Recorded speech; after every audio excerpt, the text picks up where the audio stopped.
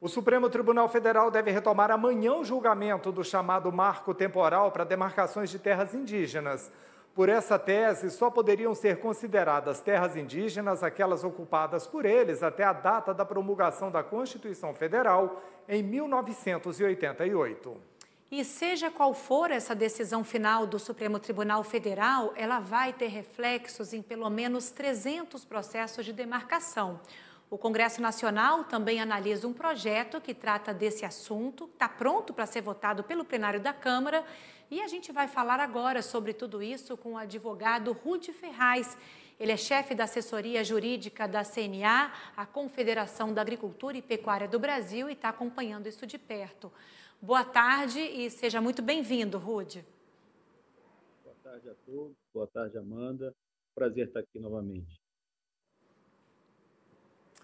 Ô, Rudi, eu queria que você começasse explicando para a gente como é que o Departamento Jurídico da CNA avalia a tese do marco temporal. No entendimento de vocês, qual seria a decisão mais acertada dos ministros do Supremo sob a ótica da legislação, hein? Bom, boa tarde, José Marcelo. Nós defendemos a manutenção da jurisprudência do Supremo, ou seja, a tese do marco temporal, que vem muito sendo discutido. E o que é essa tese do marco temporal?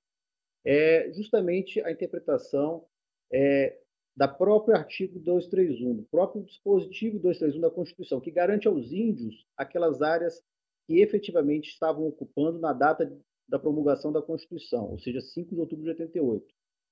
Esse é o marco temporal para reconhecer o direito das comunidades indígenas. Por outro lado, aquelas áreas que não estivessem ocupando essas comunidades, os títulos são reconhecidos válidos, ou seja, são declarados constitucionais. Nós defendemos isso. Nós não podemos relativizar o direito de propriedade. Então, nós vamos ao Supremo defender esse direito de propriedade, porque entendemos que o marco temporal tem uma baliza objetiva, uma baliza que traz justamente a questão temporal e a questão geográfica objetiva e cria-se parâmetros para que você tenha segurança jurídica para reconhecer o direito das comunidades indígenas, por outro lado, ter segurança jurídica sobre o direito de propriedade.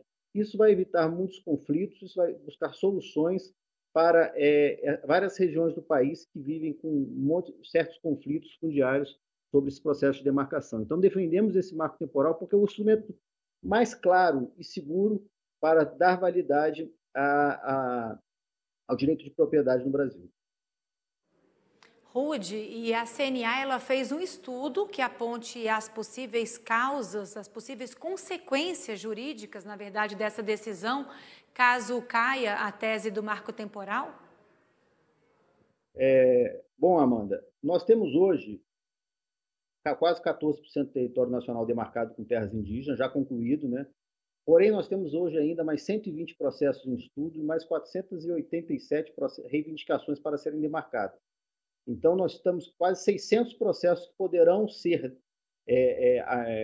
áreas que poderão ser demarcadas, que poderão avançar, em regra, sobre propriedades produtivas, onde produzem alimentos, em regra, onde o produtor rural tem boa parte dos títulos de propriedade com mais de 50, 100 anos, há 3, 4, 5 gerações, produzindo o que mais sabe fazer, que é alimento.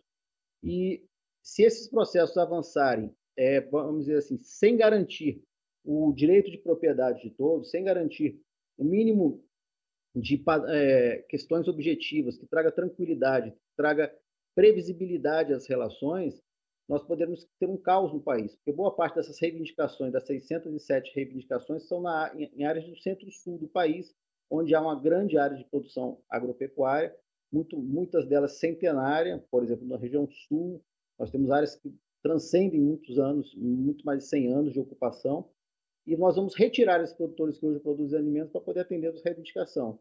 Nós entendemos que existem instrumentos próprios para fazer isso, não através do processo de demarcação de terra indígena. Se o governo quiser eventualmente comprar para atender uma reivindicação social dessa comunidade, é um direito dele, contudo, sem violar o direito de propriedade do produtor.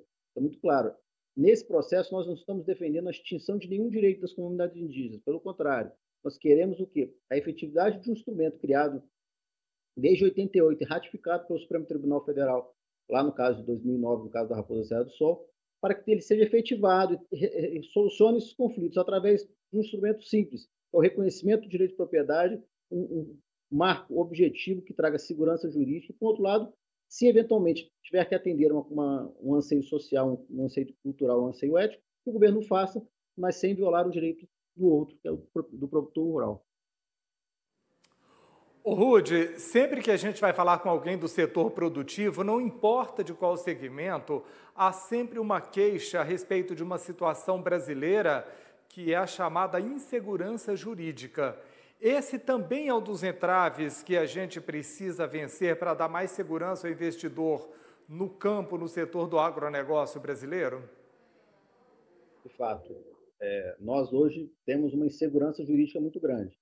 Esse marco temporal, eventualmente, o Supremo não reconhecendo, os contornos dele, as consequências serão muito graves. Vejamos que, por exemplo, um cidadão comum, que eventualmente for adquirir um imóvel, ele vai ter que preparar um laudo antropológico para saber se aquela área efetivamente havia índio no passado, se esses índios saíram voluntariamente, se os laços culturais com a terra desses índios se desfizeram, ou seja, colocando uma situação de risco toda a sociedade. Por quê? Porque nem mesmo os operadores do direito, como eu, fomos zelosos ao ponto de ter esse cuidado ao adquirir imóveis, preparar um laudo antropológico. Eu acredito que ninguém na sociedade brasileira.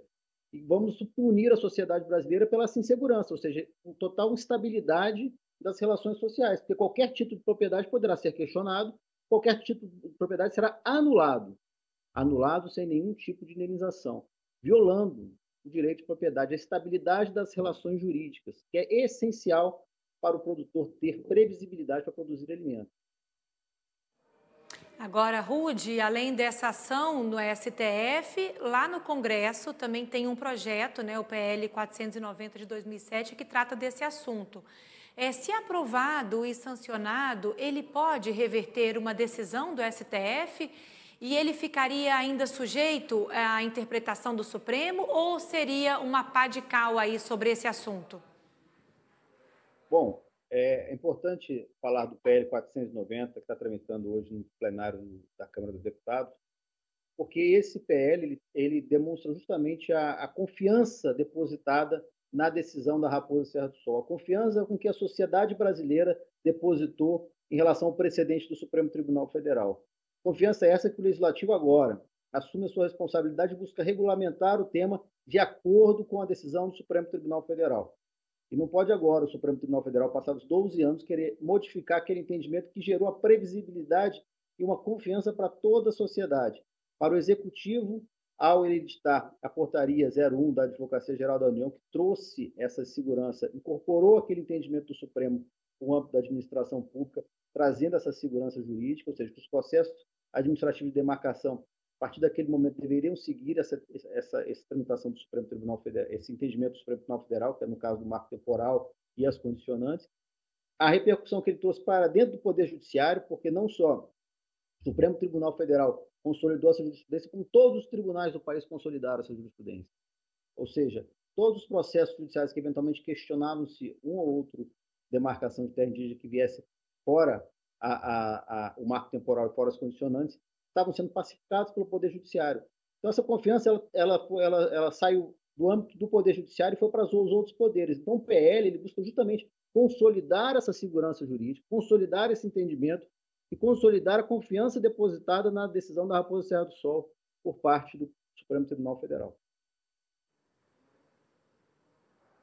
Muito bem, a gente conversou aqui com o advogado Rude Ferraz, chefe da assessoria jurídica da CNA. Rude, quero muito agradecer pela sua participação aqui, muito obrigado pelas informações. Obrigada, Rude. Eu que agradeço.